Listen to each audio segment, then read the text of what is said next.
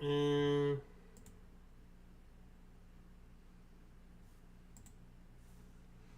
we go. Should be good. Perfect.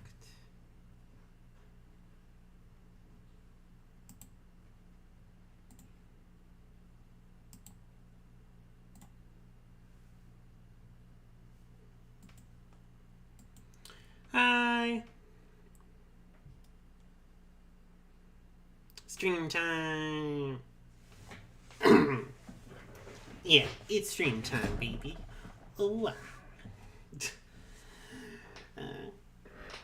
that reminds me. I need, let me, pull this over here real quick. I need some actual music. I've got, like, well, I guess now it just went over here. I gotta put a tiny bit of music going on.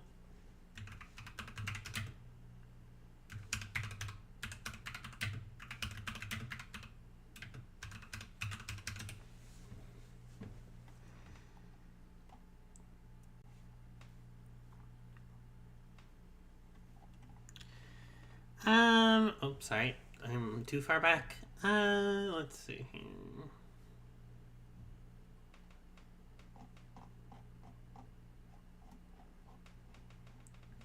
Oh, who knows as far as what if this is actually real.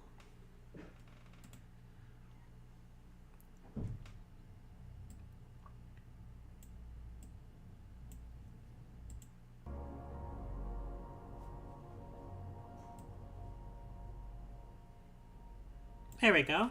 Okay. Hopefully y'all can hear me still well enough. Just get some thing so I don't have my brain being taken up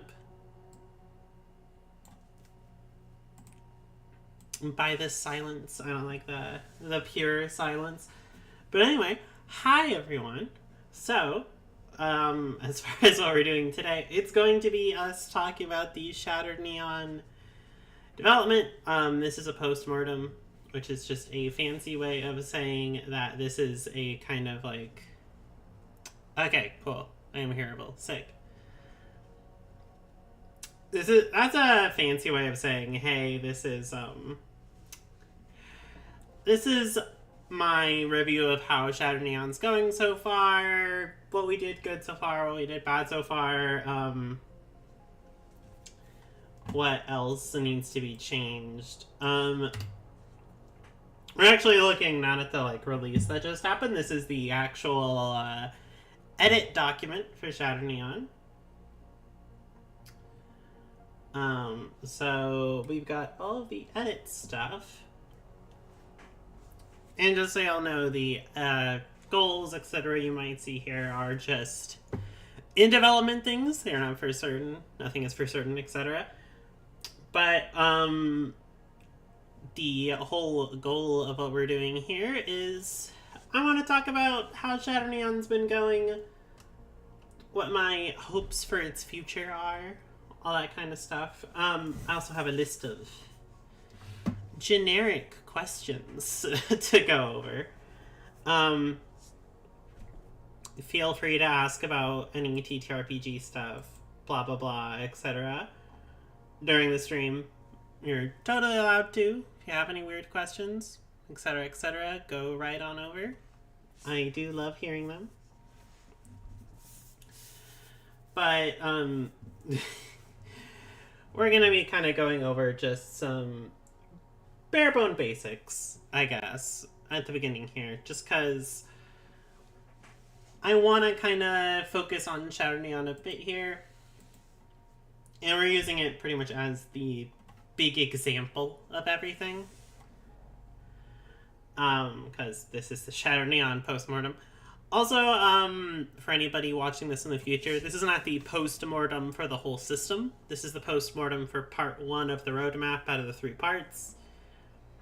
Whenever the system is fully finished, that's going to get its own fun little post-mortem stream. So that'll get its whole bunch of stuff. That'll be us looking over the entire system everything, etc., how it went. And that's going to be a much bigger thing. But anyway, so Shattered Neon itself, this is a big fucking TTRPG system. For those of you that don't know, if I can actually get it to show up on stream here, yeah. This is what we're currently working with, 125 pages, which is actually much bigger. I write Shattered Neon in single-spaced because I'm just like that. But it's a lot more in terms of pages from what I remember. At least I believe it's still single-spaced. Oh, sorry, it's 1.15 instead of the 1.5 that I actually put it out at. But it's much bigger. I think it's about 170 something right now, 180 something. So it's pretty big. We just broke 55k words, yada yada, all that fun stuff. Yeah. I read all this in single space. Props to my people out there with dyslexia and all the other things. That's why we released it at 1.5, because it's still spacing efficient, but it's actually humanly readable. Which is going to be a whole thing. You can also see here we do have the goals for the automata and androids. Androids and automata are going to be the next step in Shattered Neon. They're going to be the part 2. And I'm still going to be looking at some other stuff with that, but they're kind of our next major goal for everything, is the automata stuff. As well as, of course, doing the usual revisions. This has one big revision, which actually I will rush over to... Actually, I'll rush over to that later. We need to kind of go over the whole first bit I wanted to talk about here, which is... I have to put a tiny bit of pre-knowledge. But Shattered Neon's a TTRPG system, which is basically a fancy way of saying that it has its own mechanics and basis and manners of doing things. Like, kind of like the Cypher system for Numenera is used. The Burning Wheel system is used for not only Burning Wheel, but also Mouse Guard and a few other TTRPGs. Like, a system is basically a thing that is used possibly for multiple TTRPGs, and it's a basis around which a whole bunch of things can be utilized. The Storyteller system is also a pretty common one. That one's the one that White Wolf is in charge of, I believe. I think it's still White Wolf that's in charge of that. For the Vampire the Masquerade and all that stuff. Werewolf the Apocalypse. You know. The much better one. I don't know if it is anymore, though. I don't know. But anyway. Now that we're actually getting to this, just wanted to make that known, because Shattered Neon has its own system, so it's not beholden to any other thing. And it's a D8 based system, which I'll talk about the D8s in just a second and kind of how that is, why I picked that. But the reason I want to talk about systems is because there's a lot of assumptions we make about TTRPGs. I kind of talk about this in this little section here in the basics of play, which I'm going to go over basics of play real quick. I'm not going to read out the entire thing to you. I expect y'all not only can read what's on the screen, which might be a bit of an assumption, I don't know. Hopefully it's readable. But also, if you're here, you've probably read Shattered Neon. I hope so. They are back. Okay, cool. And they are using Storyteller. I expected as much. I wasn't sure if they were absorbed into the almighty Paradox company or if they were still their own thing. But anyway, kind of as I was talking about here, I want it to be pretty... I want to have the basics of play section not just be a sense of here's how to play TTRPGs in general, but also here's how to play Shattered Neon in general. This is the philosophy of Shattered Neon. You never read it? Truth comes out. My playtester never read the actual game. This would explain so much. No, not really. But pretty much on TTRPGs, they're interactive media. And interactive media means that you have people interacting with it. They're doing things, they're playing with it.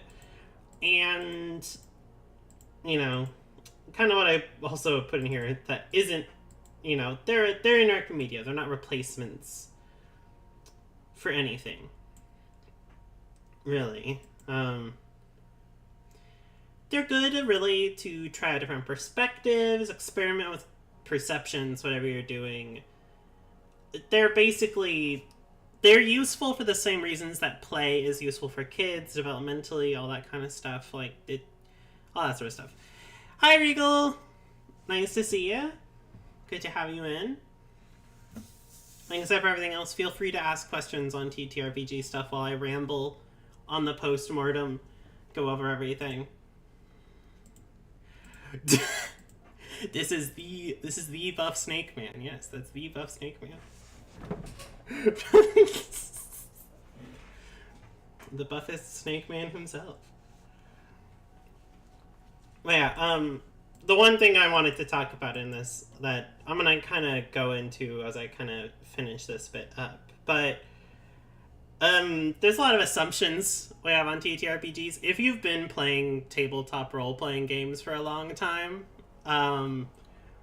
there's a lot of assumptions that are based into this. Especially because, like, we have Critical Role, Vox Machina stuff, and Dimension 20, all these really big, massive shows that are productions. They're shows, right? They're multimedia things. I don't know what you'd really call them. Improv shows, I guess? It's kind of hard to explain on exactly what sort of realm they fit. They're a really weird thing between a scripted show, an improv session, and, like, a let's play in a weird way. Actual play stuff is a bit odd in that respect, and it's created a lot of assumptions about TTRPGs, especially stuff of, like, what works, how role-playing works. And then I wanted to get into that a little bit on the role-playing section, which is why I put this section in the damn game, is to actually talk about why you roleplay, what roleplays. You know, most people that are playing indie TTRPGs are going to be at least somewhat experienced, but not everyone. And also, even the people that are experienced, hopefully, they're reading the entire book. The biggest thing I wanted to get into here is pretty much this whole ginormous section, which is why it's the biggest bit. But it's the difference between first/second person role-playing or embodying role-playing and third-person role-playing. I think this is one of the good things I've done absolutely in Shadow Neon so far. I'm actually really proud of the way I wrote this and all of it. But to summarize, it's very much, when you do embodying role-playing, you are playing a character. The benefit for that is there's a lot more emotional connection. You're doing a lot more stuff. But you're also risking a lot more bleed, which, if you don't know what bleed is, it's the issue that what a character might feel and what a player might feel and their opinions on things can bleed into each other. Like fabric in a washing machine. I did. I literally used that metaphor. Awesome. But that's the thing I've actually seen break up the most groups, other than just scheduling and things like that, is someone has really bad bleed. They take something that happens in character too personally or something similar, and it really hurts everyone involved. The hope here in this section is creating a point that, hey, if that's an issue for you, or you've seen that issue in the past, you can try narrative role-playing, which is third person. Just in versus out of character, narrating something as if it's a separate person, separate character. Not only is that a lot less that you're going to have bleed, but it's also, you can have a much more competitive environment. You can have the case of people fighting each other. PvP is a lot safer, and there's a lot more aspects for conflict in third person, because that bleed isn't as intense. I'm not saying as if you can't have people role-playing in first person or second person, and it works just fine.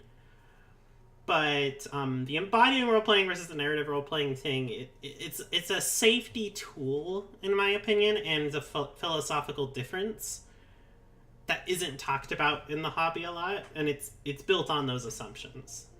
Along with those assumptions, like the basic thing, a lot of people assume D20s. Shatter Neon's a bit weird because we use 8-sided dice for basically everything. And this is the bit I want to get into why I picked D8s. D8s are a really weird dice. If you've ever played an actual TTRPG, sat down, went through it, like D&D is like the traditional one, right? And that's what I'm going to be using as an example for a lot of this. D&D, usually you're going to see D8s for weapons and spells and stuff like that for damage. It's usually a damage dice. That's what it is in most cases. But the reason I put in D8s is specifically because of stuff like this. So, props out there to anyone that's ever used any dice, because they're bad at math like me. But this is a really cool tool if you're ever wanting to figure out dice probability. It's a pretty active tool. You can learn a lot of things from it. And what I found out with this is the standard 2d6, which I think you guys actually can't quite see that. Can I drag you down ever so slightly? Oh no, that's dragging me ever so slightly. Here, drag you down slightly. There you go. But here you can type in any output. So 2d6s here have a certain output. You'll see 2d6 specifically a lot for like Powered by the Apocalypse. Eureka also does 2d6, but they do 2d6 plus modifier. And this is the probability spread, pretty much. Most of the time, you'll need one of these to get a complete no anything success. 10 to 12. And if you add up these probabilities, that's looking at like a little over 15% of the time. You can kind of bump that up to like a quarter of the time if you make it 9 and up. And I'm not as much of a fan of partial success ideas. Partial successes are kind of meh. The average of any dice is half the value plus 1. Yeah, exactly. But, yeah.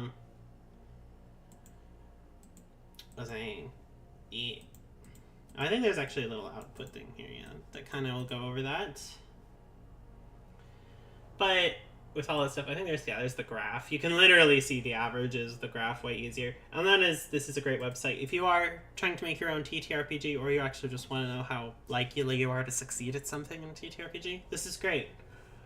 What I found was, when I was doing 2d6, I was considering 1d6, I did the calculations. You get about a 16% chance on any one dice, which is, it doesn't allow for that much finagling on what exactly you want to do. A d10, which is the other common one, pretty understandably is all 10%. And d20s, which are the most common, you can imagine, are twice that at 5. What I found is a lot of the times when I was going through and trying to calculate what dice to use, they would rather be over small, like a d20, or they would be overvaluing like a d6. Because I wanted to do a dice pool system, which lets you do degrees of successes without just trying to roll for one number. And I found if I did d8s, because if you do just 4-ups, that's a pretty big percentage success. You're looking at, oh, what was it? Like, off the top of my head, math, 32 plus that. You're looking at about a 50-50, yeah. Or exactly 50-50, maybe. Yeah, exactly. Partial successes, I find, are, in my opinion, an extra stress on the narrator or the GM that isn't necessarily 100% viable. You're basically saying, hey, DM, you know this fact that you have to control the entire world, interact with the entire world. Now you also have to tell the players exactly how they succeed and how they fail to an even greater degree, and it requires greater creativity, greater narration. For some DMs, that's a freeing thing. For others, it's much more difficult. How much do you think the dice size affects perceived fun or agency from the player side? That's a good question. I would say it really affects depending on if you're doing partial success or not. Because I know a lot of folks I've GM'd for love D&D because of the D20. Yeah, and see, the thing is, and so I'm going to go over this little bit here. I'll actually get really into this because it's fun. And if we're looking at the output of a D20, right? This is just a flat D20. There's no extras on here. If most of Dungeons and Dragons, the average number you're trying to roll over is anywhere from 10 to 15. If you're having to roll above 15, you're doing something pretty difficult. So this is like the average, right? Right off the bat, you're only looking at about a 25% chance of success, which is a little bit different from the 2d6s. Then you get the fact, however, that nobody uses their primary stat as a 10. Most people have a +4, +3, somewhere around there. So very quickly, we add that +3 onto here, calculate it, and we start to notice very quickly, if I pull up the graph, or not the graph itself, I have to pull it out here. At least, there you go, at least. My at least. Suddenly you're 15, you're winning about half the time, straight off the bat, and that's just with the +3. Most people have a +4 at their best stat nowadays because you can do point buy and other things. Drop lowest. And again, very quickly, you're getting half successes. With no degrees of success. It's just pass or fail, very binary. In D20s, that's a benefit, in a sense. I know a lot of people that want their randomness to come from something a little bit different. But, the agency that's projected from that is very much a case of, did I make the check? Did I do it? And that's the first question that comes to mind, but there's not really nothing after that. You know, how your character does something in Dungeons and Dragons and similar games is less on the how, and it's more of the do they in the first place. For some people, that's really fun, because it's a very quick and absolute level of feedback. To some people, that is what is fun, is getting that feedback, that response very quickly. For others, though, the kind of intricacies of it is added. This is kind of a weird this is kind of a weird comparison, but stay with me. If you've ever played a gacha game or any sort of gambling, blackjack, etc., right? Blackjack might actually be a better example, but gacha games are more funny.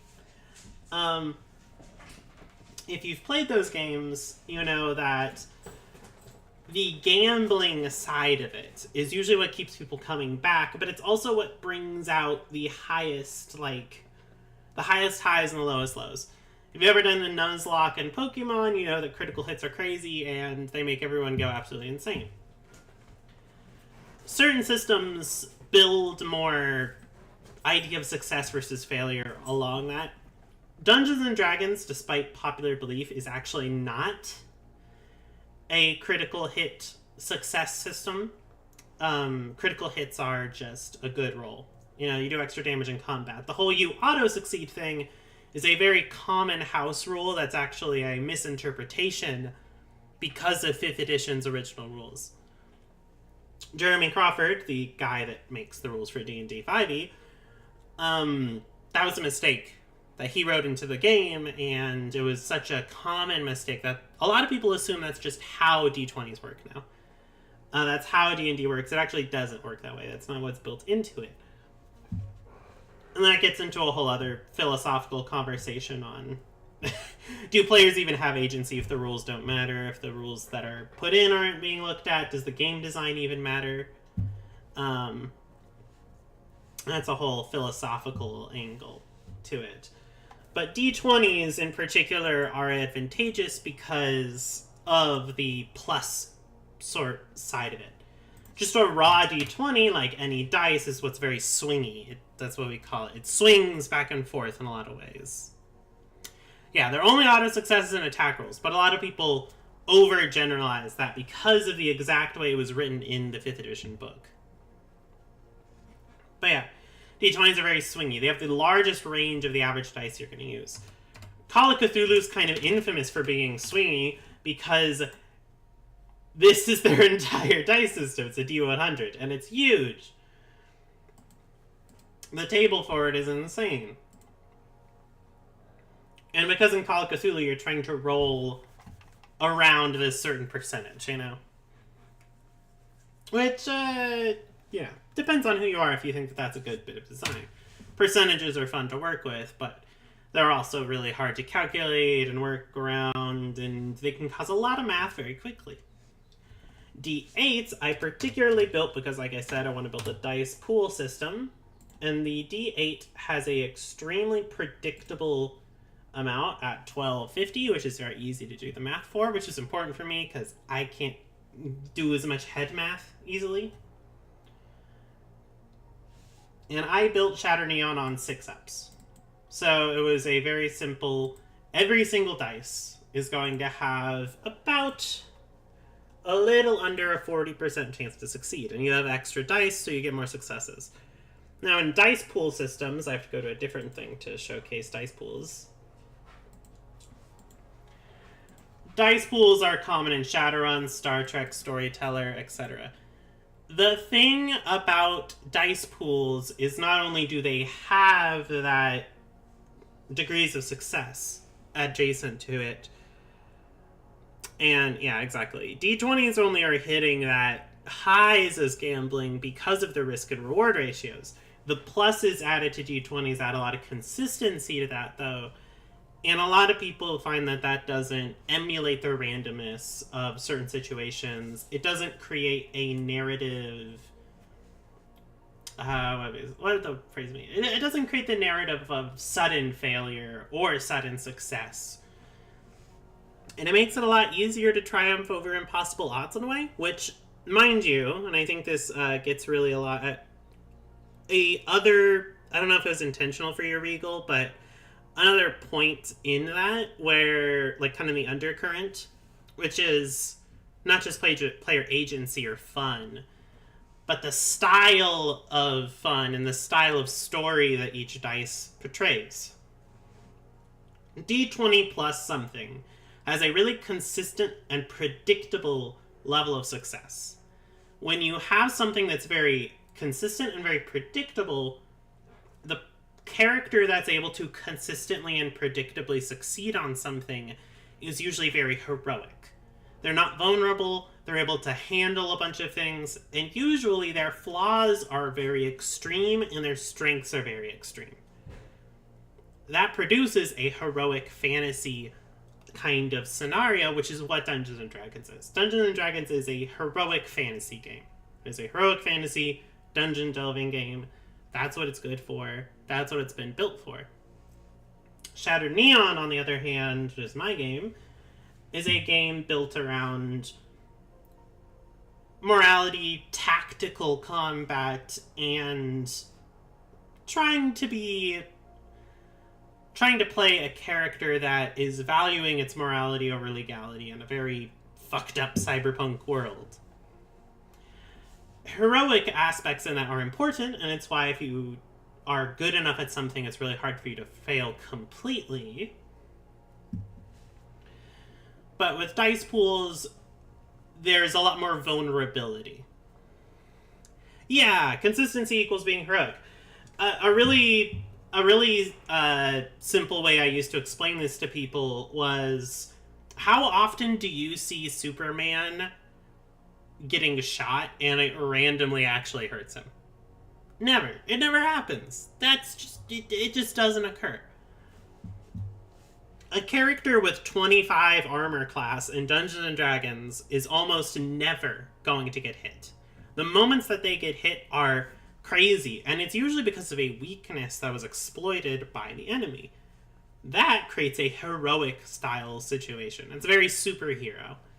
In Shattered Neon, it's much more likely that, even if you're behind cover, even if you have big armor, there are ways to exploit it, yes. And some could see that as heroic, but it's also possible, not likely, but possible that a sniper from a good angle could get a bead on your character, shoot you, and suddenly your allies are having to consider what they're going to do now that the tank was just hit. Even though the tank is built to take a beating. And the tank is built to take a beating. He's still going to walk around, but now there's risk. Now there's actual problems occurring. And that tells a more human story. A story that's still heroic, mind you. Still fighting impossible odds, but one where there's more vulnerability. Oh, 1 second. Phone calls. Which is why I think D&D is best at big and classic fairy tale-like stories. Yeah, D&D's strength is what it was traditionally built for. The Dungeons and the Dragons. Literally. It is built best for dungeon delving and heroic tales of people triumphing over the deep evils down and below. That's what it's built for, and that's what it's good at. But anyway, the one last thing I'm going to show here. So, number of sides each dice has 8. Target number 6. And I'm going to pick 3. 3 is kind of like the average. You don't have any skill in this thing for Shattered Neon. Yes, I would like to do it. No, I need to put in my cumulative, I think. I said not cumulative. I will say I don't use it as much because now I can just kind of do the math in my head. Yeah, here you go. You have a 24% chance of no successes, but it's pretty likely you're going to succeed at least at some level. And that's kind of a showcase of how dice pools work. It's pretty likely you're going to get at least 1 success with 3 dice. And then, let's say you're actually skilled, you're actually trained, like you would be if you're doing something you're actually good at.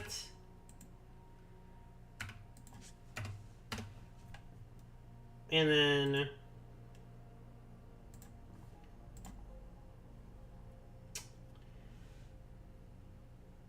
you have a basically no chance at getting no successes because you're actually good at something.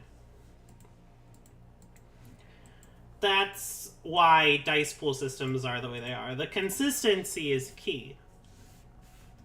That being said, as you can see, it's still very possible for you to do something absolutely crazy. But it feels rare, and it feels extreme, and it feels sudden.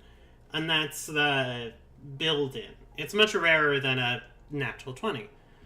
Because it's also important to recall, with the way that natural 20s are treated in modern times, that means you have a 5% chance to auto-succeed or auto-fail in everything in Dungeons & Dragons. And that's a weird scenario. It's sort of artificially adding a human element and adding that inconsistency. Which, at least if you ask me, is kind of like a band-aid. And also it's not intentional in the game design. Yeah, yeah, that's the thing, right? Like, a character can get absolutely insane in Shattered Neon, which is intentional. It's intentional for characters to be able to get absolutely crazy. So here, let me just for fun, just for the fuck of it, to show you how stupid it gets.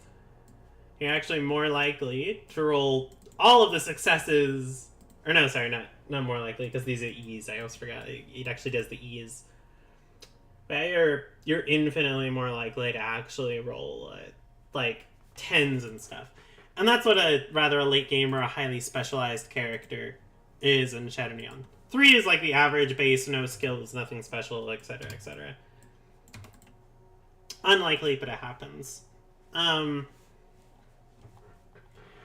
the dice for Shattered Neon. I will say there are 2... that's the goods of Shattered Neon. I like how the dice feel, because it feels less hyper-consistent. It feels less heroic.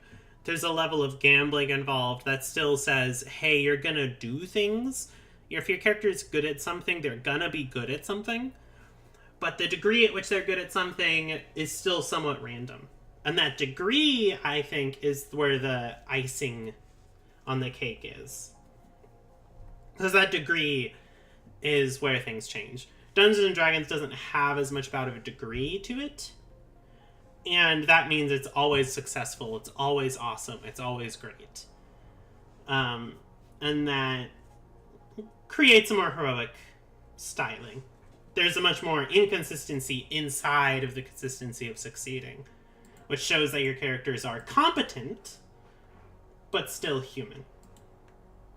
And anyway, the bit that I wanted to say here, the bad and the ugly as far as this goes, because I just sort of was ranting about the good, in the dice of Shatter Neon is not just the fact that D8s are kind of hard to come by, harder than I realized for some people, though virtually is how most people actually play TTRPGs now, it feels like, at least in my experience. Not everyone, of course. A lot of people also play them in person. But I think we've swapped the majority over the last few years, especially due to the pandemic.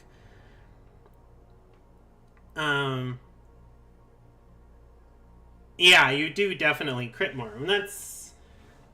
Or sorry, not crit more. Never crit. Crit less. And that's also intentionally built into the system. The inconsistency is much more possible with a character that's inexperienced because of beginner's luck. And there's the whole... There's a bit in the lore of Shadow Neon I need to write at some point as to what luck is and what luck means. And why luck is sort of its own magical force. And I do want to eventually get into that, but... That's a thing I need to write in the lore, which is also a thing that I will note, because this is a postmortem. I can be as brutal to myself as I want to be, and as nice to myself as I want to be. The lore of Shatter Neon is... Let me pull over here. Big, but not as big as I want it to be. I've got a whole economy section on how to do missions and things, which is very relevant for actually running the game. The basics of the world and how that works. But a lot of things are still in necessity of being added to. These are the corporations, their descriptions all need to be added to. Mind, Body, and Soul is pretty good, but I need to add to Mind. And I really need to get into Luck, which... Luck is another section. And actually, I think that it would be a good pivot, I think, on Luck. To talk about, yeah, exactly. LGSs are pretty much the only way I see a lot of people do it in person nowadays, which is weird, as, you know, most gaming is done at the home, at least that's what it was historically. But now it feels like it's much more your LGS or online, which is interesting. At least that's my experience. But, for the TTRPG bit that I'm getting at here, Shatter Neon's character creation is something I want to get into, and I'm going to kind of talk about the lore as we get through character creation. Because one thing I really want to improve on Shatter Neon, both in editing and in talking about the system, this is the critical success stuff for Shatter Neon. Critical successes are way rarer in Shatter Neon, unless you're bad at something. And they're more common, because you're going to horribly fail something, way more common, and you're going to get more beginner's luck. And also, you know, I would also like to note, to critically succeed, you have to also succeed on the check. And for the rest, you also have to fail to critically fail. And that's like a check and balance. An extra makes criticals rare, which is an intentional part of Shadow Neon's philosophy of if someone's good at something, they're consistently good at something in a very human kind of way. Luck is weird personally. It feels like it should be a bigger deal. However, I've never used them personally. Yeah, and that's something I'm going to get at here, because that's related into the morality system and the combat and everything, which is something I really want to... We're going to sink our teeth into in just a minute. But the character creation is something I need to talk about, just so I keep myself on, like, lane here. But Shadow Neon's character creation, I think all of this, at least, I think the start of building a character in Shadow Neon is fine. I haven't had too many people complain of as far as, like, it's not understandable. What I have had issues with is specifically I've had a lot of people talk about, and something I really want to try to change as things go on and what we get going forward. I really want to refine the sort of starter money. Maybe break it up a little bit more. Because oftentimes when I've seen people create characters and when I've been trying to create pre-generated characters recently, we've been having a major issue of people spending 90% of their money on Chrome and nothing else. And Chrome is the cybernetics of Shadow Neon. And while that makes sense, Chrome is extremely expensive. I do want to kind of split this up, and that is probably one of the biggest changes I want to make towards the money. And that's, I think, one of the larger flaws in character creation itself. Now, the other bit that is interesting in character creation is not really the creation. I think the creation itself makes sense and isn't horribly difficult. But the bit that is difficult is the character sheet. I'm going to pull this up right here. Please ignore how ugly Adobe Acrobat is. But this is the current Shadow Neon character sheet. And as y'all can see, it's pretty bare bones basic. I've mostly been fucking around with layouts, and this is the form fillable version I made. And to be quite honest with its form fillability, I'm not a fan of how this character sheet is, and as I was going over my designs for the character sheets for another project of ours that I've been working on this past month, I realized how badly I disliked Shadow Neon's character sheet. Character sheets need to be kind of built for their use, right? These need to be quickly referenceable. But not just quickly referenceable, this is your character, effectively, right? Our characters exist in our minds when we're playing TTRPGs, but they don't just exist up here. The numbers and the traits and all that are what makes them them. Most players are going to be players, not narrators. And so because of that, this is their main paperwork, as weird as that is to say, experience with the game. And I've been finding, just by working on pre-generated characters, that a lot of the stuff for Shadow Neon is just far too busy on this character sheet, which is ironic because it feels so simplistic. But especially with this form fillable nature, it just doesn't feel as good. I feel like a lot of things need to be less referenceable, and some things need to be more referenceable. Especially here in weapons, I feel like they are way overstaying their welcome in terms of how much stuff is here. Inventory is both too big and too small. And it's kind of just where I've stuffed circles, which is another thing I want to get onto right after this.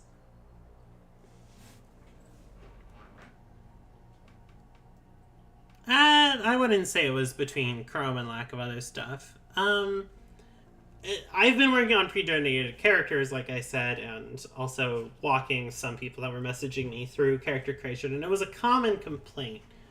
And it's just something I haven't worked on, but it's something I really want to work on in part 2 because of the way automata work. And that's another reason why we're completely redoing the character sheet, is because automata are going to throw a huge wrench in how character sheets work. But automata are effectively made of cybernetics. They're robots that achieve sentience through the magic of gaining a soul, right? That's their whole lore of the automata. And because of that, they are made of chrome. When you buy chrome as an automata, you're literally replacing whole parts of your body, and the chassis is sort of your build.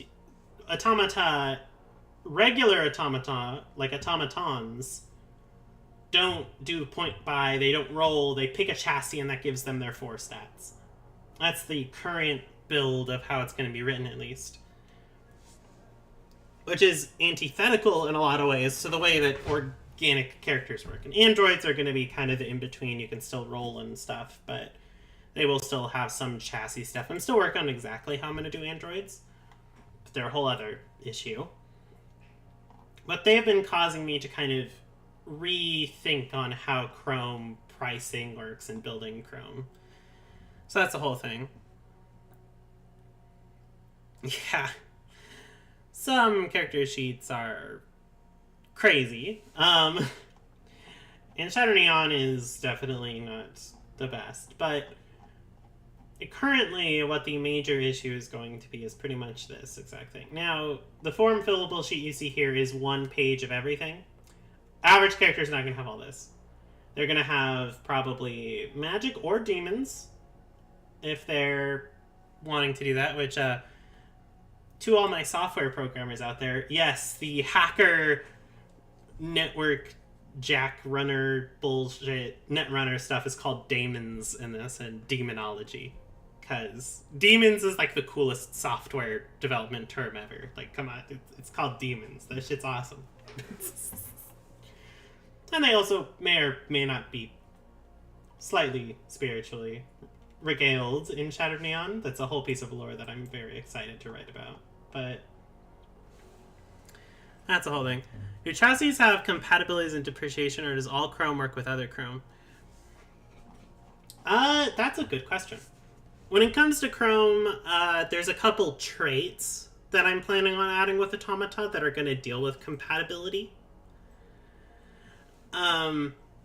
Example, they'll be out of date, which is going to be one trait that's going to basically make someone more resistant to daemons, because they won't be connecting to networks and stuff as much, but they are also going to be much more vulnerable to other sort of attacks, and things are going to not work as well for them. Which, I'm still figuring out exacts on how that trait works.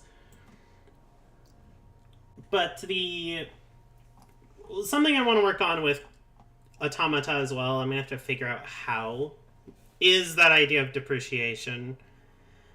Them getting older, needing to replace parts of their body. Because cybernetics don't last as long as flesh does in some respects, and they last longer in others. You know, you're not going to age, but maybe the software needs to be updated, that sort of thing. And Automata are an oppressed class of people in Shattered Neon. So I really do want to try to figure out how to represent that. How to do that, I'm still needing to figure out. And not all Chrome works perfectly with other Chrome. To kind of get up to this section here, there are slots in Shatter Neon, and the slots are kind of like you could only install so much. Chassis are going to mess with slots for all these different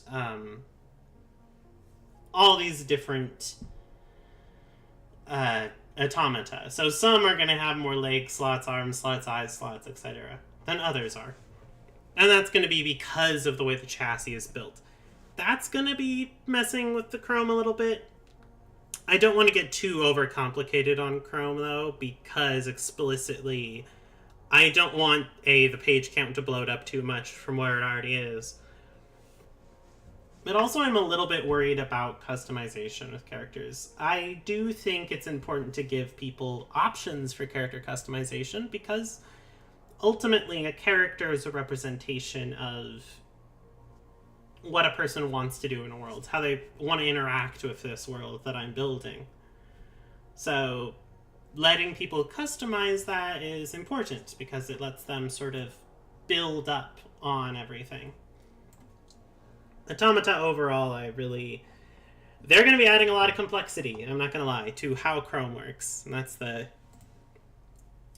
bit I'm kind of worried about with character creation. And they really showcased the flaws in how this character sheet works. So, all this to say, pretty much, the character sheet for Shadow Neon right now is, I think, its biggest weakness, which is saying something, because it does have some other parts that I really need to work on. But I really do think that this is the most major weakness in Shadow Neon at the moment. It makes character creation much slower, it really bogs people down, I've noticed. It's just working through this character sheet. And that is the big thing I want to change. Sounds so exciting. Good luck. I'm curious how the lore of Fantasy Capital will lead into what kind of bodies company will be building out.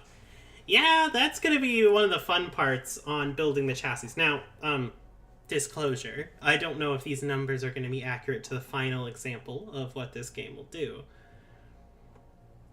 But the current goal is something like 12 chassis and then certain CPUs. CPUs are going to be the brains, effectively, of all the different automata. Again, exacts on that are going to change quite a bit as I write. We'll see how easy it is to build all those different chassis and how the automata work. I'm not completely sure yet, but I'm excited about them because I want them to feel very different from exotypes, which is what this is. And for those that haven't looked through Shattered Neon, exotypes are similar but different to fantasy races. Race is actually just our way of conceptualizing race in Shattered Neon because I felt erasing that was erasing the struggles of actual peoples, and that's not okay. So we built in exotypes because I also think, in the way that our world works, that if something like people suddenly turning into trolls and draken and elves became a thing, people would understandably create a new class of existence for that, a new way to describe it, because it would be a different experience. And, you know, that's kind of how exotypes work. Everyone is human, right? It's that kind of idea of meta-humanity that Shadowrun has, which I personally love. The idea of meta-humanity is, or pan-humanity, which is another term I've seen people use, is very intriguing to me as a writer and as just a person. So I'm hoping I will be able to touch on that more as I get into the lore. Exotypes have been built, I think, a decent amount in the lore. But we'll be seeing how that goes. I kind of want to see if I can make one of the one-shots touch on that more. But again, we'll see. I can't say anything for sure on that. That'll be coming down the pipe, as it were. But yeah, the character sheet's going to be the biggest change. I have been getting better at making character sheets. I actually had kind of a recent brain blast on how to make them better. So working with that, I got a good talk out with some other TTRPG developers and some advice on kind of how to make sure everything ratio-wise works. Because I work in single space, like as you can see. I work with everything very condensed, and that's how I prefer to work. And I got someone to give me some advice of like using significantly smaller sheets of paper to build the beta versions and then blowing those up. That's a good way to make sure that your physical ones, when you print them, are really well made. I like the taxonomic subspecies naming, it's very intuitive. Thank you. But yeah, it's easier to blow up and stuff for the physical sheets. The virtual sheets I'll talk about in just a second. I'll look through the comments. Like classifying different types of superheroes. Kinda, I guess. Or superheroes, yeah. Reading. Superheroes, yes.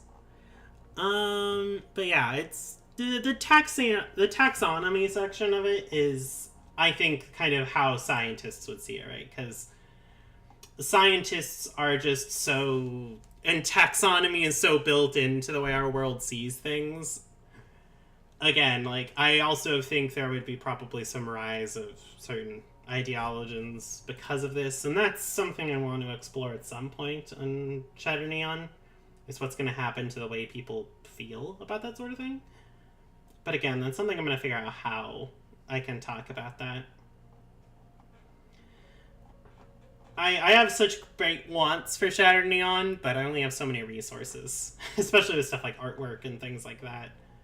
So it's definitely the most difficult part of making a TTRPG, is adding that layer of professionalism and deciding when to stop talking about your world in a weird way. Because you always feel like you can talk about more when it comes to TTRPGs, because people always ask really great questions. They always ask for more detail. That's a difficult thing to deal with. Now, combat is the next thing I wanted to get into, though.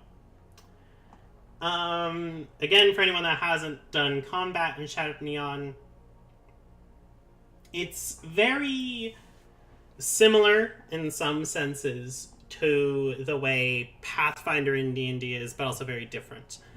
If you've also played the XCOM games, a lot of the tactical nature is inspired by XCOM.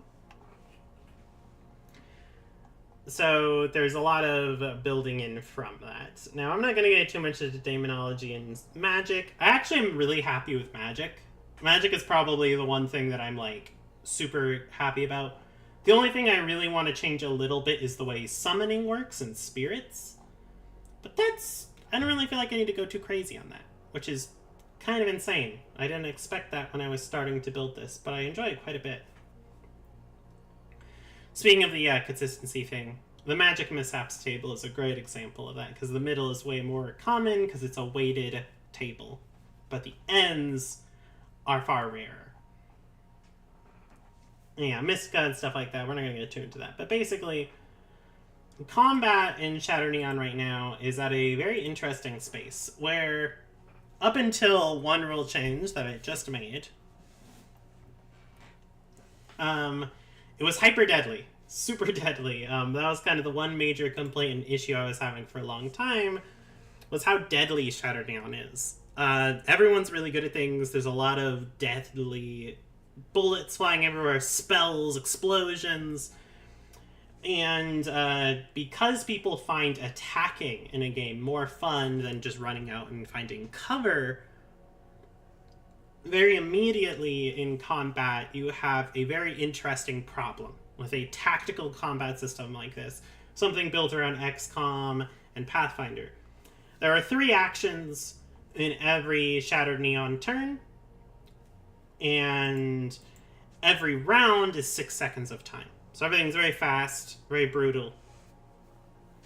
And with those 3 actions, again, similar to kind of the Pathfinder system, is a lot of people want to use their actions to attack, to do things.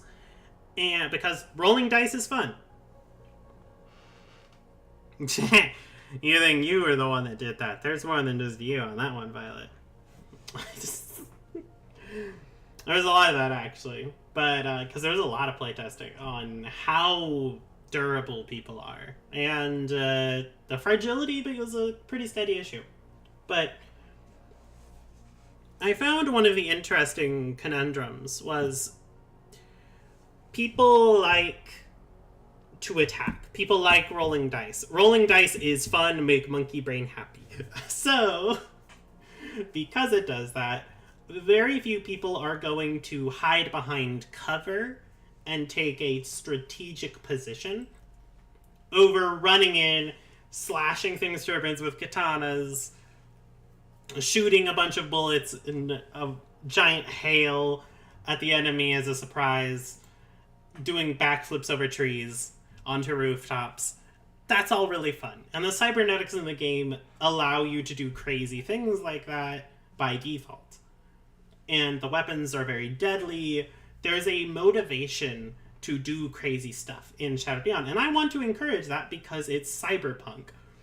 Souped up effectively super soldiers on every city street is kind of the genre, and also it's just really fun. So there's a need to fix that in a way. Yeah, your group was very tactically minded.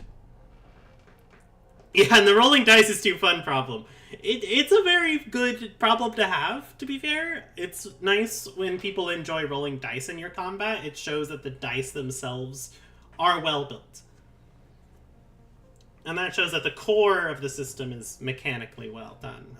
Back when I was at Furlandia and I was doing the How to Make a TTRPG panel, I called it the mechanical core. If people are having fun rolling dice in your game, it means the mechanical core is very solid. Issue, of course, though, like I said, is the squishiness. And there's still these attacking with weapons and attacking with multiple weapons rules. But right here is the bit that I want to really talk about, is cover and line of sight. This is the benefit to taking cover, armor. And in Shattered Neon, armor is really strong. It's stupidly strong. And that's by design. Every piece of armor you have, when attacks hit you, you can just negate 1 success per armor value. So cover is really, really strong. Benefit is awesome, but also you don't get to roll dice. You're staying safe, but you're not rolling dice and engaging as much. This wasn't as big of a problem for our snipers and some of our spellcasters, but it was a really big problem for people that wanted to be rapid fire and do a lot of cool maneuvers. So, in order to try to get around that major issue, yeah, it's the D&D 3.5 epic levels problem. Big numbers are fun, but people become too squishy or too strong, combat becomes a slog. Exactly. So, that creates an interesting problem. You want to create risk, so people do want to protect themselves with something like cover.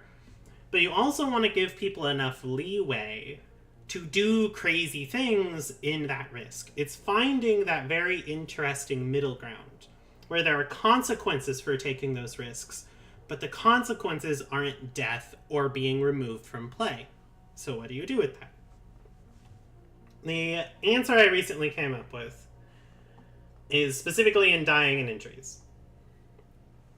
What it used to be is that when a character was lower to 0 HP, they got injured, which is still in the game, but then they would roll a hearts roll and try to succeed equal to the number of injuries they currently have. If they failed, they just fell unconscious. Now, however, you effectively have a Dark Souls-style second health bar that appears in Shattered Neon. So if you get lowered to 0, you still have to roll 1 success on your hearts roll, but as long as you roll that 1 success, you will pop right back up to full HP, take the overflow damage, and then you will only have that 1 injury. So you still have that -1 to all of your dice rolls, which is still a pretty big consequence, and it encourages you not to go out and make those crazy moves because you have less dice to do that with. But now you still have HP, so you still have HP to lose. This creates that safeguard for risk that people can have. It also effectively doubles the HP while not actually changing the HP math of Shattered Neon. And injuries are pretty simple, for those of you that don't know. Every injury lowers the amount of dice used in all rolls by the amount the injury is, and once you get to 6 injuries, you die. The character's gone, dead. The only way to bring them back is a magic, and one method that's going to be added with the automata, which, for those of you playing at home that have done a lot of cyberpunk media and love the genre, you can probably guess what that is. Kind of like the Lancer health system. Yeah, that was kind of part of my inspiration. Lancer's health system is pretty fun, and it's kind of a mixture of that along with, again, Dark Souls, because I do enjoy sort of a boss getting that second health bar, getting that second wind, and it's fun to just give everyone that. It evens the playing field, but also becomes intriguing. So now people have a space to further push themselves if they want, or make the much more common choice to pull back. And that's kind of the middle ground we've tried to do. That's my attempted fix for the squishiness problem. We'll see how we'll see how consistent this is. And the healing injuries I also think is pretty good. It's rest. Actually go and rest and do self-care and be a good person, or just spend a bunch of money, or get a magical healer. Which is the exact sort of scenario I would see in a game like this. Only the rich can get instantly healed with all the fun special drugs and magic. The average everyday person has to go and lie on their couch at their friend's place bleeding into it for a few weeks. Yeah, that's exactly, again, how I imagine a crazy cyberpunk high-tech, low-life sort of thing would go. Clocks are also a thing I added for tactical effect. You played Fabula Ultima, Blades in the Dark, everything. Clocks are probably really familiar with you. As you do things, the clock fills or empties to prevent the thing from happening or encourage a thing to happening. Adds a layer of dimension to combat, keeps it fresh. Pretty simple, I'm not going to dwell on these. Unless y'all have questions about how clocks work. But that's simple. Hey, combat's not like sex. It's all about getting fucked up. Well, let's see. That was a bit about combat. What other part of the postmortem did I want to get to real quick? Ah, yes. The big bit I wanted to talk about for everyone, and kind of the tagline of Shattered Neon. Not really the tagline. Chloe has made a much more funny tagline, which is Shadowrun, but for gay people. Which I do need to think of something better, but it's a very fun elevator pitch.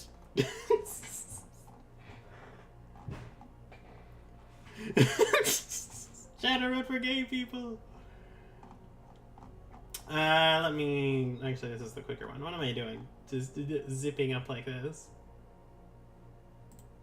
Here we go. So, let's get back to the question that was right earlier where we were talking about luck. Now, again, for folks that have not done Shattered Neon a bunch of work, luck is going to be a much more important thing going forward. The level that this is going to change is going to be a bit interesting. I don't know if it's going to be coming in a little bit at a time, or if I'm going to do it in bursts. I'm planning on doing sort of a change in part 2 as we get the automata out, and then see if that works, and then fiddle with it through the third part of the revising. But that's the plan. As y'all know, things change. But the current issue with luck and what it works with is also an issue with morality.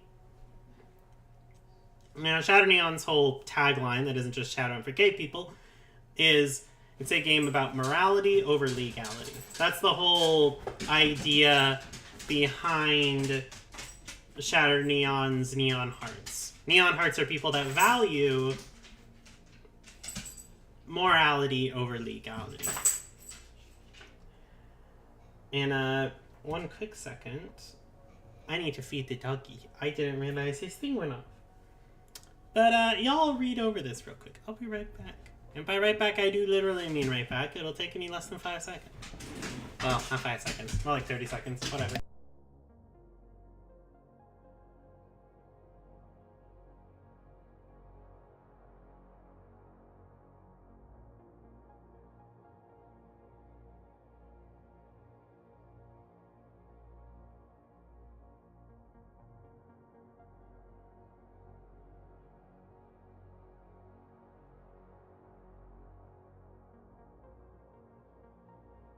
And just like that, I'm back to life. Okay.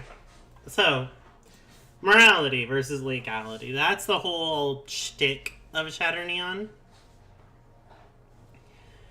And it's kind of the philosophical extra bit to Shatter Neon that I wanted to build into it.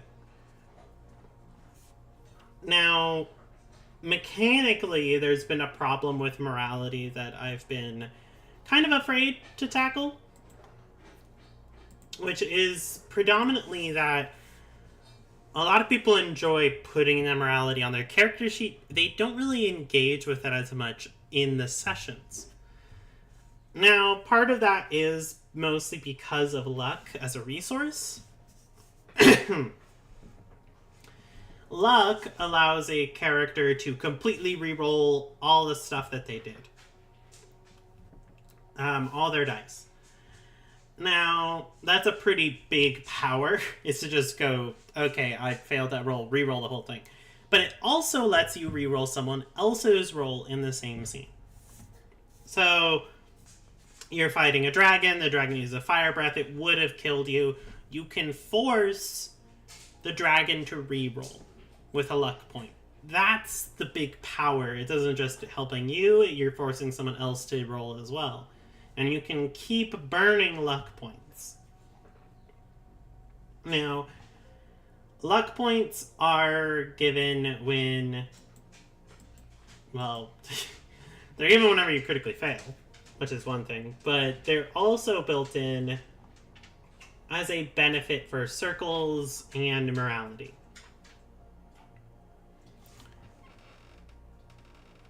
Yeah, and I mean, engaging with the system in terms of negative consequences, I don't think is a problem with the critical failures.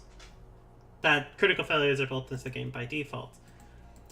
The issue with luck is largely, I think, people find it risky in the sense that, oh, well, I should save these for later. It's very much the potion problem. How many people out there have been a video gamer and gotten to the end of your video game and found out, oh no, I have 96 of this really good health potion that I saved up the entire game and I barely had to use 3 in the final fight? Because I can tell you, I used to be that person before I did challenge runs for fun. So, and most people don't do those for fun. So it's a very common problem. And I don't know if that's the reason as to why I see people not engage with luck to the extent that they do, but it's a pretty big problem. I call you out of love, Violet, out of love. I was that person until I watched enough video game essay videos about that problem. Exactly. It's a very, very common issue, and it's so built in and ingrained into gamer psyche that I don't know how to fix it exactly. That's the biggest issue with morality as it currently stands, is it engages with the luck system a lot. So there's a question of, well, what should I do about that? Now, currently, it's really built on carrot and stick. Like, ideals, as an example, are the moral boundaries a character has. When they don't uphold their ideal, they lose all their luck points, and you can't gain luck points for the rest of the session unless that character completes an action that they believe atones for it. Kind of like an oath break of a paladin in D&D. And that's a pretty big consequence, is losing luck points. That's not a consequence if you never use luck points in the first place. Yeah, either to make it so it's that either making luck a bigger deal or not give a bunch like Fireball Ultimate does. Or you gotta give a bunch like Fireball Ultimate does. Yeah, exactly. So there's kind of 2 ways to do this, and I don't know what the exact solution is. Y'all can give me your opinions. I would love to hear it. But currently, there's kind of a few ways to look about it. Ideals, I think, are a good example of what my knee-jerk reaction is to try to fix the luck issue. Which is, there's a punishment, your stick, and your carrot. When you hold on to your ideal and refuse to cross a line, when a character does, they gain a luck point. And also, you can change your ideals at the beginning and end of a session, because morality is important, but a lot of people also have very flexible moralities. People change what they believe is important and true all the time. And that's the thing about ideals that I kind of have liked. I enjoy the way they're built. I think it makes sense in the story. The issue is, despite having a carrot and a stick, again, people just haven't engaged with it as much. So there is that question. Do you now feed people more luck? Or do I make luck more powerful and a bigger deal? One way of doing it that I've thought of doing is making it so not only can you reroll all dice with luck, but you can also reroll a specific dice and keep the same overall roll. Meaning, with that, if you had enough luck saved up, you could burn it and force a critical success. Or, in the other direction, force someone else to have a critical failure. Which is a pretty big success right there. That's a pretty big deal. That would be a big buff to luck. Which is one way of doing it that I've thought of. The other way is to give luck a cap. I don't know how I would determine that cap, if I'll just pick a number, or if it'll be a case of different characters will have different ideas of luck. But that would be the way of building it in that I'm currently thinking, is like have 10 luck points be the cap. So if you have 10 luck points, innately, if you can't gain any more, you should probably use those luck points. And that's one of the options I've been looking at. The other big option that I'm still considering is very much to go with the idea of, like, not only is there a luck cap, but going over the luck caps causes something to happen, some sort of stick to the equation, but I'm still not completely sure. To be honest, I feel like it's a problem that has no perfect solution, but it's just finding out the one the game designer likes the most. Yeah, exactly. And that is another problem, right? What do I like the most? But this is, like, my question is, what do I do, right? And that's, like, this is the most ugly, like, part and the most messy part of this good, bad, and the ugly of the postmortem right now to me is the situation around luck and morality. I like the way morality is built, of ideals, motives, ambitions, and bonds. I do need to rebuild bonds a little bit, I feel like. I really want to make them a little bit more objective and not subjective on when you get benefits from bonds. But motives and ambitions to me are really fun. Ambitions are just a character wants something to be true. They want to make the world better, they want to have money, etc. It's like it's their big goal in life. And whenever they make progress towards that, in whatever meaningful way that is to the character, they get a luck point. That feels like it tells a story to me, which I like. But it also means people have to remember that. And remembering that is pretty difficult. Cap like power level times 5 or something. Something like that. It'd probably be lower than that. Like, not times 5, be more like times 2 or times 3. But yeah, something like that. I'm not sure exactly how, but it would be something. But ambition also has the example, again, of, like, I feel like it doesn't give enough. So another thing I am hoping of is doing that, adding more to these moralities. Whether that means I'm going to add more carrots, more sticks, or more both, I'm not sure. But I want to make it so luck is more fun to engage with, and the morality is a more engaging thing for people. I think that that'll be pretty core to it. I'm just going to figure out how to make it so there is that motivation, people wanting to touch on it. Because that's... luck and morality are not just the core of, like, the story, the literal moral lesson of Shattered Neon. But it's also kind of the thing that I want to do to allow a game that's built around hyper-competent, very human people to have heroic moments. To have a moment where a character can force, through sheer luck and sheer ability, both mixed together into something beautiful, a heroic moment that would have not otherwise been possible. And that's what I want luck to allow people to do. Is to have heroic moments in a very human game. As for a punishment going the cap, either way, it could be fun or make GMs and players not like the luck system even more. Yeah. And that's an interesting question, right? I do find that to be a big bit. But an assumption of game design that is brutal, but is built in, is when you're a game designer, you have to assume that people are coming into your game and engaging with it at good faith and are wanting to at least try the mechanics. Though that is a part that it is very common that people will just cut things out of their own volition. And that's something I'm slightly worried about.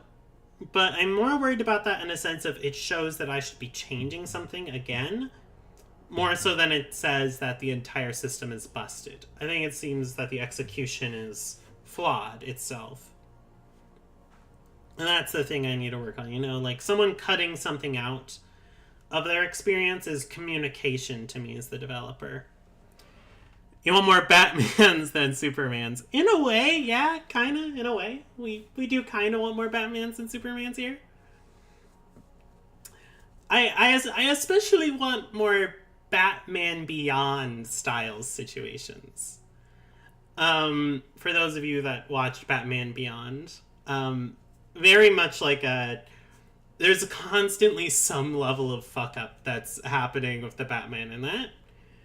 And his mess ups, his fuck ups, do, however, lead to him managing to learn from them, sticking to his morals instead of Batman's morals, instead of Bruce Wayne's morals, sticking to his own morals instead of the old guard's, and that leading to him succeeding. That leading to him doing things maybe a bit outside the book, but ultimately creating a better world. And Batman Beyond is cyberpunk. It is literally a cyberpunk Batman story, which is what's so cool about it. But like that's kind of the vibe I'm going for, is that constant back and forth, the bickering over what should be done and what shouldn't be. That's the overarching goal around luck and morality and how it should feel, hopefully. Competence versus perfect beings, yeah. That's an interesting way to put it. DC versus Marvel, I guess, huh? Though the whole DC versus Marvel conflict is of how the stories work. I don't even think is relevant anymore because of how inconsistent the multiverse writing is now. But I'm not going to get into comic book arguments. That's a whole other thing. Let me just double check here. Yes. So, if anybody else has any other questions, shoot at them while I ramble on these last couple bits. But I have two other bits that I wanted to get into. The last little things here. When you meet the Transformer loves the transhumanism Batman story, you don't say. Yeah, me loving the transhumanism Batman story, I could never. Yeah. I love Batman Beyond. But anyway, big thing I wanted to say here, which is kind of a message to people that have supported me through all this, but also just about TTRPG dev in general. It's all the devs out there and also the people that are supporting me. Making TTRPGs is hard. It's a lot of work. I can type around 2,000 words a day, and it took me a lot to get to this. I've probably written enough to publish a rough draft of 2 novels to make Shattered Neon currently. It is a lot of writing. But I wouldn't change it for the world. It's a lovely thing, it's my baby, and it's really difficult to do. There's a lot of playtesting involved, there's talking to other developers, there's meeting people, but I've met people I never would have met otherwise. I've done things I never would have done otherwise. It's put me in new places and made me do new things. And that's something that, that's the worth it of TTRPGs, but it's also worth it because I hope one day, if I'm lucky, that I'll encounter someone that's played my game that I never even met before. You know? That would be awesome. Just the case of, I influenced someone's life in that way. I gave them a story to tell with their friends, and the means to tell that story. Yeah, the amount of times you wanted me to take a break. And that was what this month was, right? It was me taking a break from Shattered Neon. But that's the fun thing. My hobby before all this was making TTRPGs. And it still is. I still make them for fun. It's just a case of Shattered Neon's the job one right now. And that's a whole additional layer to it, right? But I've taken about a month break from Shattered Neon. Done other stuff. Got married. Ran around Portland for a while. Got to see my family. A whole bunch of things. And I'm back at it now. I want to keep working on it and keep doing things. Yeah, I got married. It's just big pogs for marriage. Fucking, once I get emotes from YouTube, it's all over for you shits. I'm gonna add so many pog emotes. Not actually multiple, but I definitely am gonna make a Harley pog emote. That'd be great. Pog Klawz? Klawz pog? Klawz pog? Klawz pog. That's probably the thing, right? I think that's better. Anyway.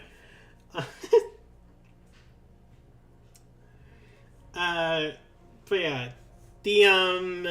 The bit here I wanted to state is Clog. You're gonna summon my wife with that. That's her shitty little nickname. I say I love the nickname. It's very cute. But the future of Shatter Neon is hopefully going to be pretty fun. I did update the roadmap and removed the physical release from the roadmap purely out of the fact that layout work and artwork is just something that money-wise is pretty hard for us.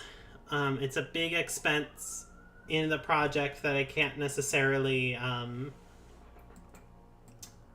excuse? I don't know what the word would be right now. But I can't make right now.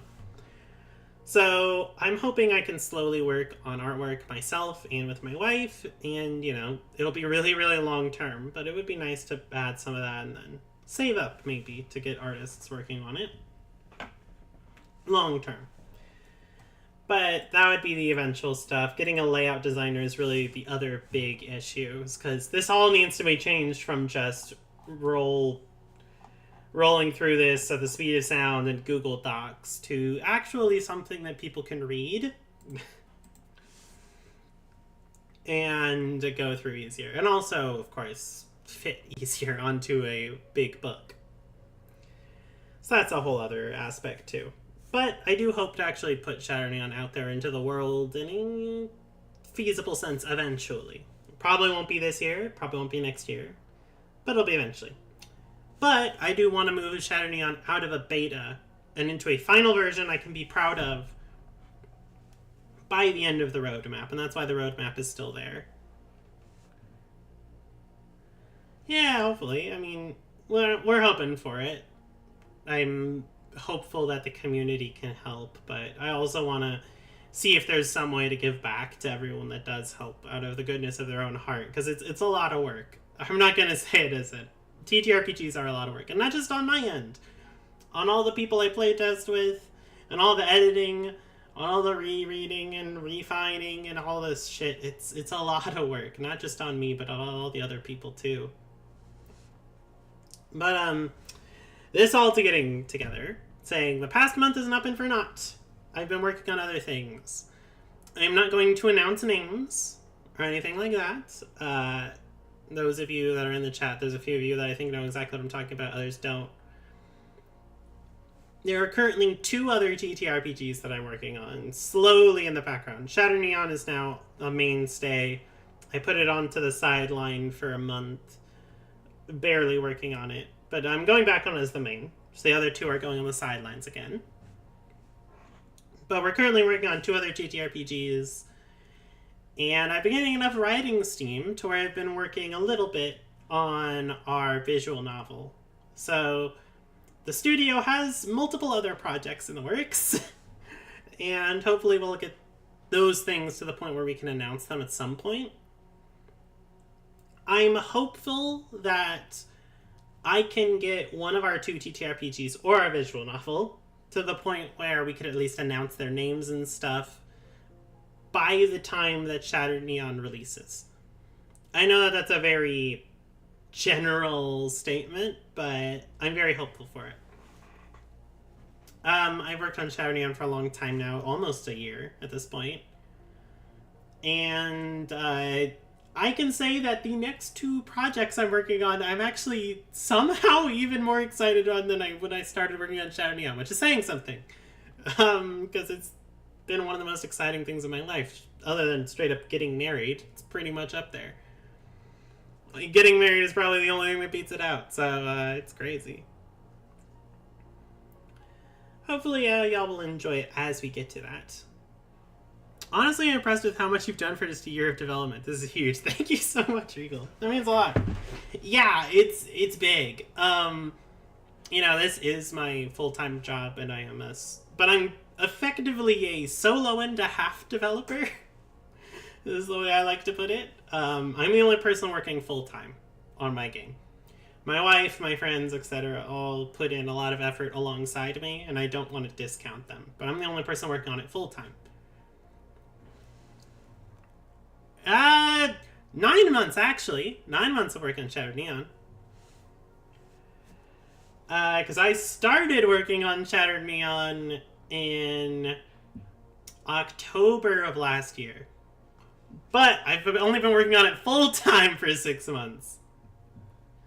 So yeah, you could put it as that way, right? It's a 9 years of development time, 6 months of full time development. Yeah, and again, there'll be another postmortem stream when we're done with part 2. That's probably going to be. I'm gonna say that one's probably gonna be the second longest postmortem stream.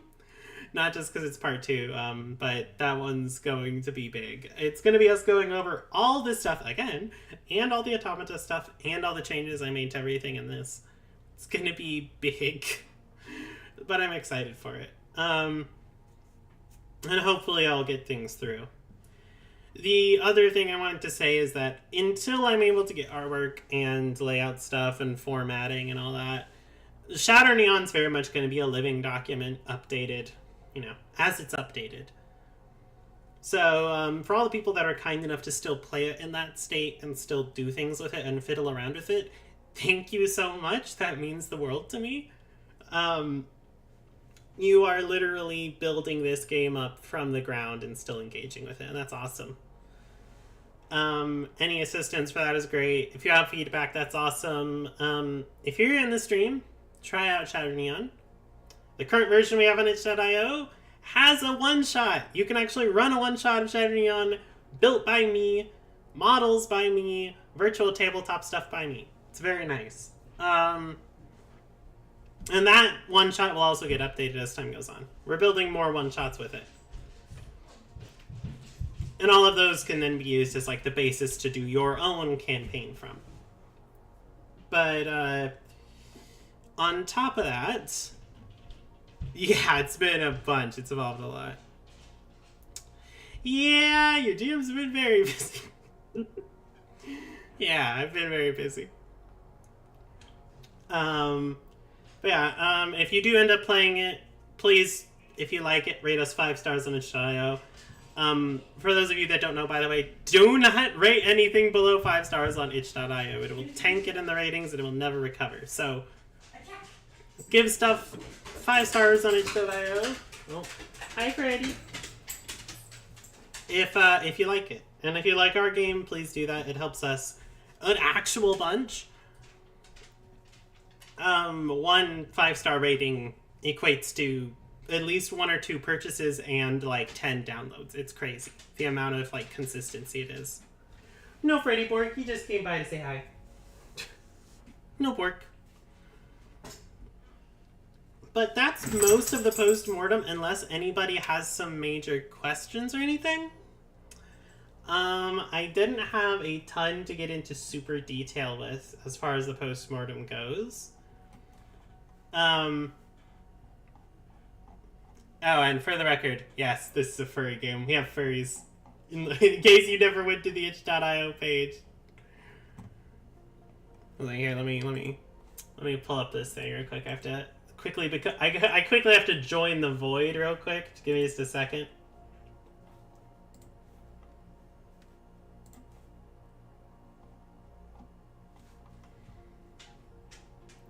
Yeah, like it's a furry game. We got humans, but this is a furry game. We got dope ass cybernetic dragon dudes. Never told you I'm a furry. I've been at. Maybe it's because it's just a fucking basic part of my life. I've been in this fandom for fucking 12 years. 12 years. So long, I just call it a decade at this point. Anyway. Oh, hi, Freddy. He's crawling on top of me. Yeah. This is our itch.io page, for those of you that have never been there. I could probably move this slightly now. Yay! It's download, name your own price, which means you don't have to pay shit for it. Download it and look at it. Yay! But yeah, it'll be hopefully really fun. To everyone that's also watching the VOD, because this will go in a VOD, thank you very much for watching. Please leave comments, questions, etc. I will be monitoring the comments for this video very, very closely, all the VOD stuff. Which means if you respond to comment, I will respond to your comment. Every single one of them. So go ahead and do something with it. Yeah, it's been lovely to hear from everybody. Have some feedback, have some people asking questions. Makes me happy. Ah, good. I was like, wait a second, does it actually have the cutoff proper? It does. Very fun. Oh, and if anyone has any crushing lore questions, get them out of the way right now.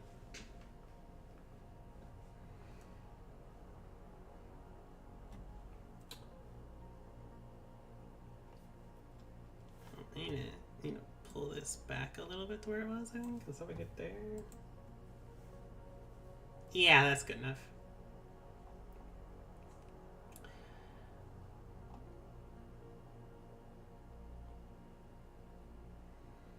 What happened to Britain and Shadow Neon? Britain got... The UK is a whole piece of lore I'm going to have to do in the world of Shadow Neon bit. But effectively, the UK is now split into 5 nations, and Britain itself is currently being ruled over by Queen Arthur. Yeah, Queen Arthur, who is the returned King Arthur. Or reincarnation, more accurately. Yes. Queen Arthur, trans woman, King Arthur. Which is the whole idea of both, because I thought it would very much aggravate people. But also...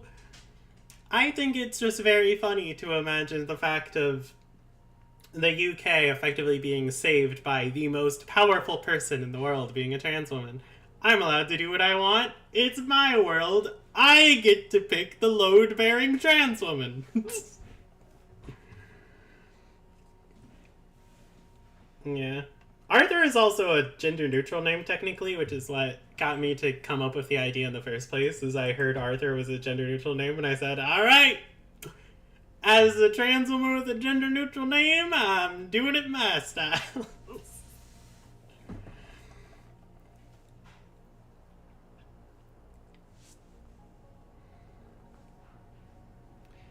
Yeah, she was the first person to slay a dragon. So, because of that, she kind of became a military powerhouse. Excalibur, turns out, is really good at killing dragons, and dragons are the most dangerous thing in all of Shattered Neon.